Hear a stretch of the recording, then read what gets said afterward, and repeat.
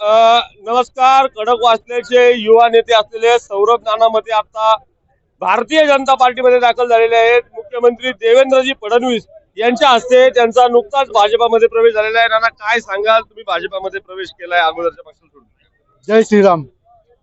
गेले 7-8 वर्ष झाले मी राष्ट्रवादी काँग्रेस पार्टीमध्ये कार्यरत होतो. पक्षामध्ये काम करत असताना मी पक्षाकडे नगरसेवकाची साठी मी पदासाठी इच्छुक होतो. तिकीटही मागितलं होतं, तिकीटही फायनल होतं, पण पक्षाने नाकारलं नाही. पण पक्षाच्या काही वरिष्ठ नेत्यांनी व स्थानिक राजकारण जे कुडबोडीचं केलंय ते आमच्या सर्वांना अन्याय केला आमच्या पॅनलवर.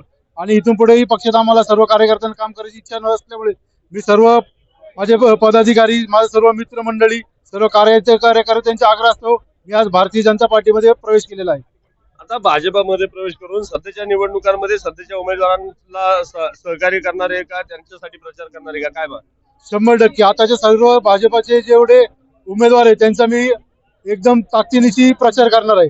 33 मधले सर्व उमेदवार, तसेच 34 मधले सर्व उमेदवार, या दोन्ही प्रभागातील उमेदवारांचा मी प्रचार एकदम ताकदीनिशी करणार आहे.